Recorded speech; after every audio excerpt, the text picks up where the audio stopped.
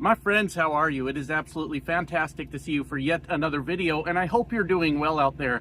I know that my face isn't that expressive most of the times unless I'm balls deep in the middle of one of my rants or tangents that I'm on. Then you probably catch some pretty interesting facial expressions. But starting this video off, you might have noticed I had a big smile on my face coming into this video because, my friends, I don't get to do this very often. But I've got good news today, and I could not be more excited to share it with you and talk to you guys about what is going on.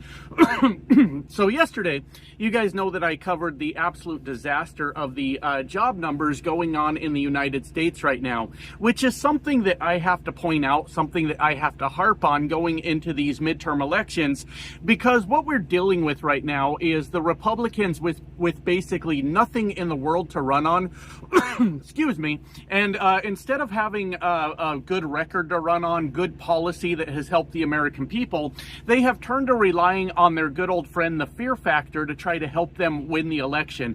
And my God, they are running at red alert right now as they are trying to scare the shit out of the American people with things that are not real whatsoever. Right now, we've got Republicans running around this country going, the commies are coming for all of you if you don't vote for me. And they are scaring the shit out of people about imaginary communists that do not even exist, because they're trying to mix up the terms socialist with communist to try to scare the shit out of people. That's what they're doing. And it's a really shocking thing because you've seen them abandon all the other things that they've told Americans that they're supposed to be afraid of. You know, you're supposed to be afraid of black people. You're supposed to be afraid of gay people. You're supposed to be scared of Hispanic people. And my God, the transgenders, my friends, they're the scariest of them all, right? And look, you need to understand, I don't endorse that behavior. I think it's fucking stupid. And I think that using those kind of politics to divide the American people so that they'll vote for Republican and be saved from all those scary other people out there is the worst politics in the fucking world, my friends. But now they're running on the communists are coming. And the funny thing is, they can't run on anything having to do with their record. They can't tell American people that inflation is down, that jobs are up, that what else? Inflation, jobs, gas prices, groceries, any of those things economically. They cannot fucking run on that. They don't have a good record to do, to work with that is what I mean to say. So now they're doing all this other bullshit. And the point I'm trying to make with that, from here on out, leading up until the midterms, my heavy focus is going to be on how economically fucked we are, but also on how the Republican Party doesn't do a goddamn thing that helps the American people. And now today, we've got a very interesting contrasting point to what is going on, and that is our Canadian friends just getting shit done, my friends, right in front of us. And we got to talk about that. A little bit of a history lesson, I guess, before I get into these hugely, vastly different job numbers between the two countries. We'll go back a little bit in the Wayback Machine to when I first started this channel, because I started doing this because I got sick of watching these Republicans win elections in this country and doing damage to the working class every time they got power. And I could not believe that Donald Trump had won an election again. I was absolutely shocked. So I was laying here in my truck having a bit of an anxiety attack that may or may not be related to elections at all, because hell, I'm just kind of prone to anxiety, so I don't really know what the fuck it was about. And I was laying here just scrolling through YouTube, wishing like hell that I would just keep scrolling and the algorithm would put in front of me someone like me that was speaking out against Donald Trump and was brave enough to do it. And after days and days of searching for that one person that was like me, I realized that there's no one in the world more like me than me, and maybe it was time for me to start speaking the fuck up about what was going on. And that's how I landed here, right? And one of the first things that I went after was when Donald Trump tried to bully Canada immediately out of the gate when he told Justin Trudeau that you guys can just become the 51st state. Now, I kind of have mixed feelings on that, and ultimately, in the end, the whole thing is wrong. You don't tell another country that you're going to annex them and merge them into your country. Did I say country? You get the fucking point if I messed that up. Anyways, and that is obviously problematic. Now, my viewpoint of it at the time was that Donald Trump was so used to every American, especially Republicans, bowing down to him and doing what they were told, was that he thought that he could threaten Justin Trudeau with this sort of a little ball busting, like, hey, if you don't do what you're you're told you're going to get turned into the 51st state. And he was going to use that to get Justin Trudeau in line, is what I thought was going to happen, right? And then after Justin Trudeau and the Canadians, and not an endorsement of Justin Trudeau, I don't know enough about him to say if he was good or bad. I'm an American, after all. But after they didn't get in line, Donald Trump actually started pursuing this idea that Canada would become the 51st state. And then Canada went like, fuck, we will. And then they elected competent leadership in Mark Carney. And that has turned into a whole disaster for Donald Trump going into these midterms, as the contrast between the two countries could not be more obvious than it is now. So that's what we're going to talk about today, because god damn it, my friends, I'm fucking excited about the whole goddamn thing. Real quick before I do that, I want to take up just a few seconds of your time, like I always do, just to say thank you for everything that you guys provide to this channel, all the support that you provide in any way you can. That's from watching the video, subscribing to the channel, leaving a comment and a like on the videos to help them out in the algorithm, sharing them out to your social media. Every bit of that helps. It really, really, truly does, and I thank you guys for that. Also, the super chats, the super thanks, and the channel memberships, I appreciate that support, of course. And the buy me a coffee link, you can buy that, you can find that in the pinned comment and description of every video. And if you would like to make a donation that way, they only keep 5% of the money, and the rest of it goes to supporting this old redneck trucker out here trying to make a fucking difference in the world, my friends. So I do truly thank you for everything you do. It's not lost on me that I'm nothing but a humble trucker from a single wide trailer in rural Colorado, and the fact that so many people watch me all over the world is pretty fucking shocking, to be honest with you. So thank you, you guys. Anyways, back to the fucking point. So yesterday I went off about America's job numbers, as there was something like, and there was supposed to be, expected to be is the word I'm looking for, 80,000 jobs gained in the United States. I guess economists were coming up with that target number. I don't really fucking know.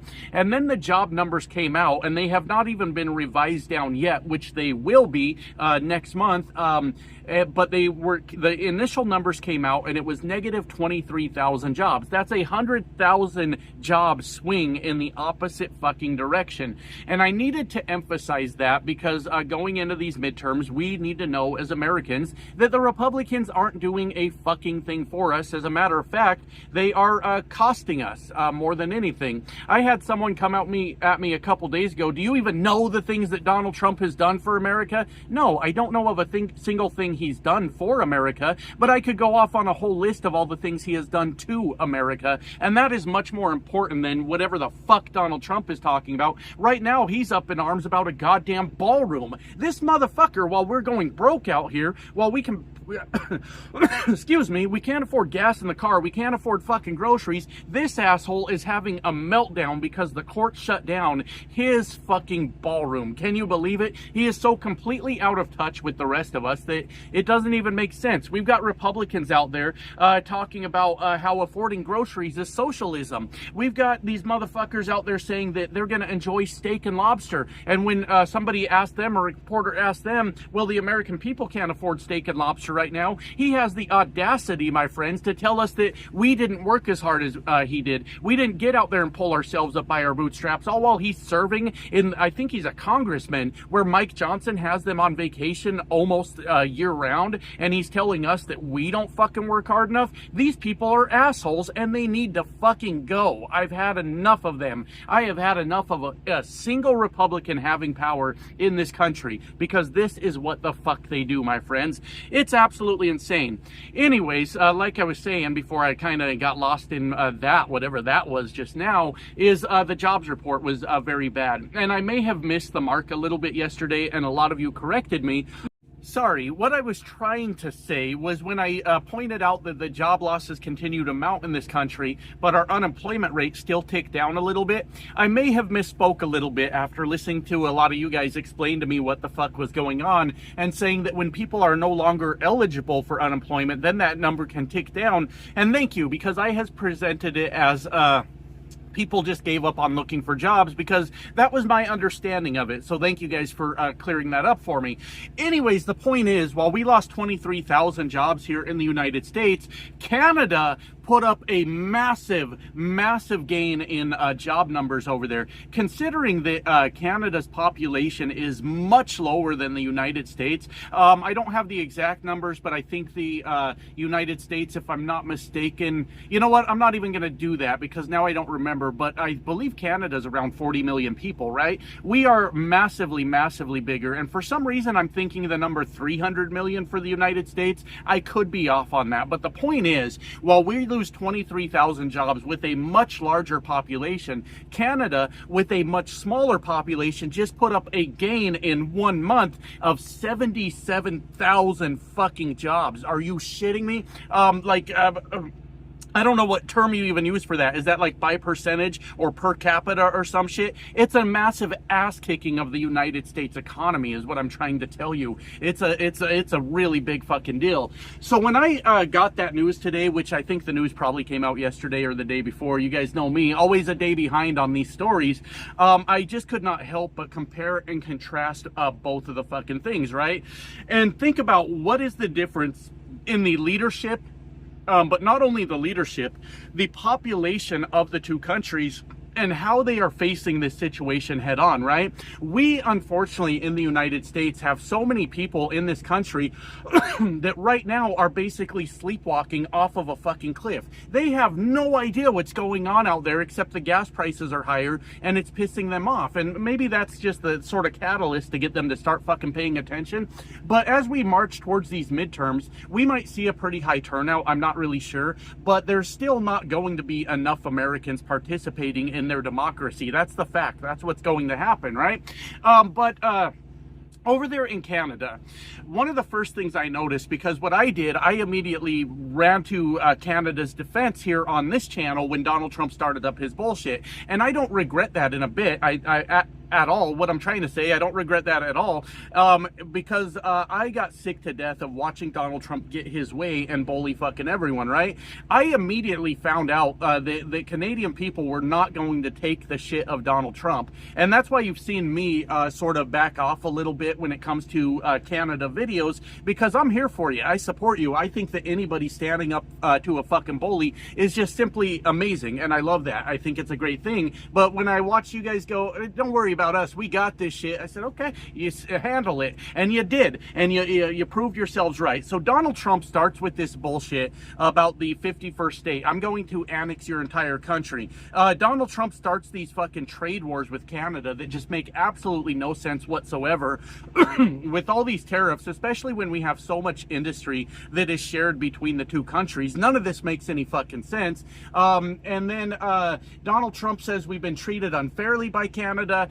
They're doing all this crazy shit to us. And Canadians, what you need to know is, in case you don't already know this, I'm sure you do, the United States, unfortunately, is full of a bunch of dipshits. A lot of people that just hear what they're told to say and think and all these things, and they just do it. So there are a ton of Americans that out of nowhere, just overnight one day, when Donald Trump said he don't like Canada, they went, fuck yeah, we don't like Canada either. And it's just the craziest shit that I've ever seen.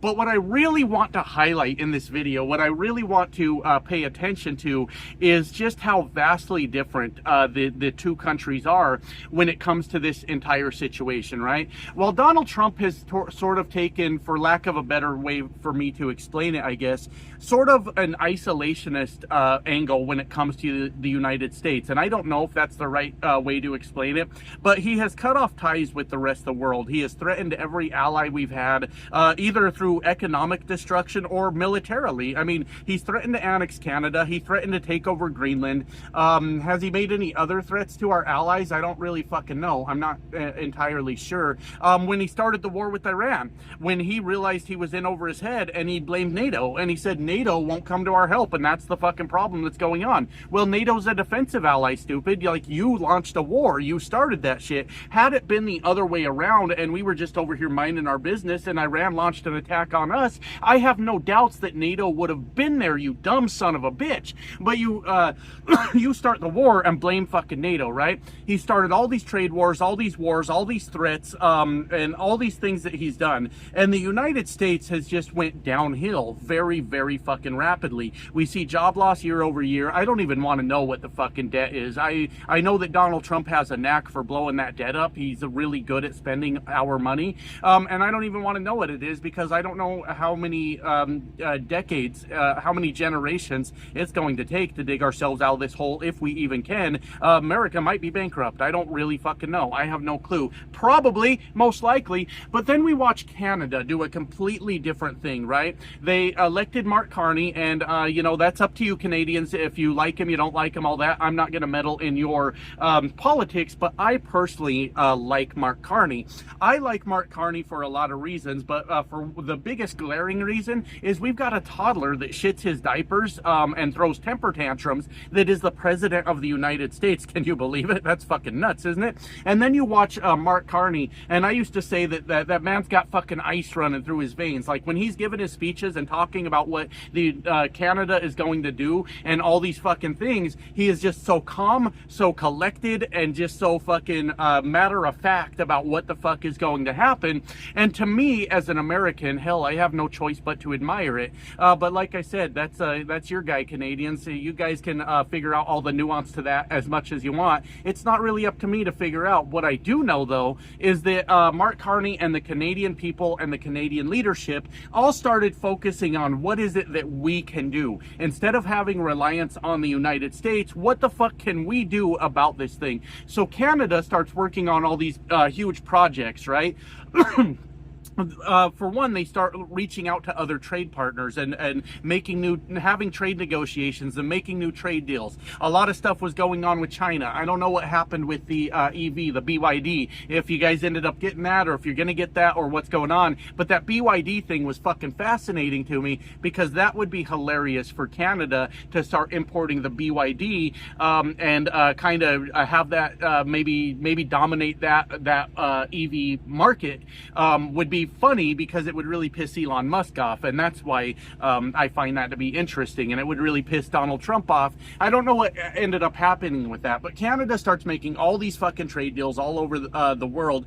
They build a fucking bridge, the Gordie Howe Bridge, which has which is open now, and if we can ever get our shit together, is an amazing accomplishment for the two economies to work together to do all these things. But the point I'm trying to make with all of that is Canada and the Canadian people just fucking put their heads down and went to work, or maybe put their elbows up. I don't really know. I don't want to take over your terms or anything like that, and said, we've got shit to do, and just went the fuck at it and started getting shit done, right?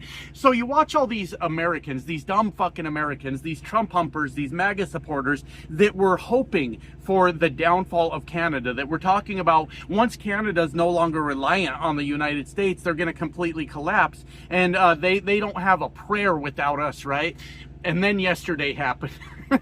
Well, that's a real kick in the nuts now, isn't it, MAGA? That's a real fucking problem for you. How do you justify this? Yesterday or the day before, whenever the job numbers come out happens, we show a loss of 23,000 with our much bigger population, where they show a gain of 77,000 with their much smaller population. And that is the moral of the fucking story. That's the point. This right here is what happens when you stand up to Donald Trump. When you say, I'm not going to be pushed around, I'm not going to be bullied, I'm not going to let you tell me what the fuck to do. I'm going to go the fuck over here and mind my business, and you can go fuck yourself over yonder, and we'll just get along just fine. And Canada has this now obviously heading towards, if not this thriving economy that's going to do well heading into the future. I told you guys it was going to happen. I called that shit like a year ago. I said Canada's going to rise up and be like that, what the United States could have been if we would have got our shit together. And we're already seeing the beginning results of that, and that's such a fascinating thing to see.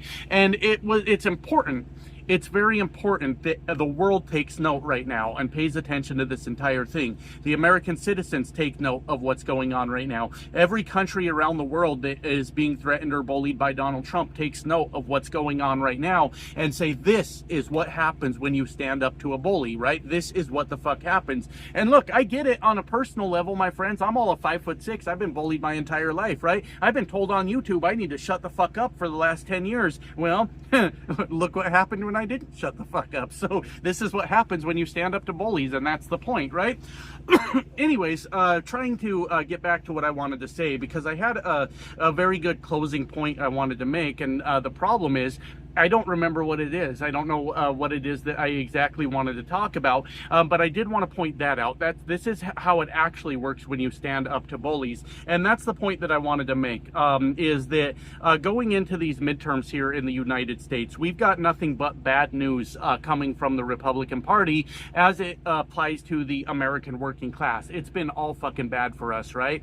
The United States tried to drag Canada down and make them fall in line. Had Canada followed in line with the United States and went down the same path we are, they would also be posting job losses. They would also be dealing with a absolutely destroyed economy. I know the whole world is dealing with the oil prices right now. It's a real fucking problem. But what the biggest takeaway we need to take from all of this, Americans, United States citizens, is when you stand up to Donald Trump, when you get your ass out there and you vote against him and you remove that power from him and the Republican Party, there is actually hope on the other side, and we are watching countries like Canada pave the way and say, you know, maybe for Canadians it's more of what is our future without the United States, which is a perfectly valid response to what's going on, and look at how they're fucking handling it.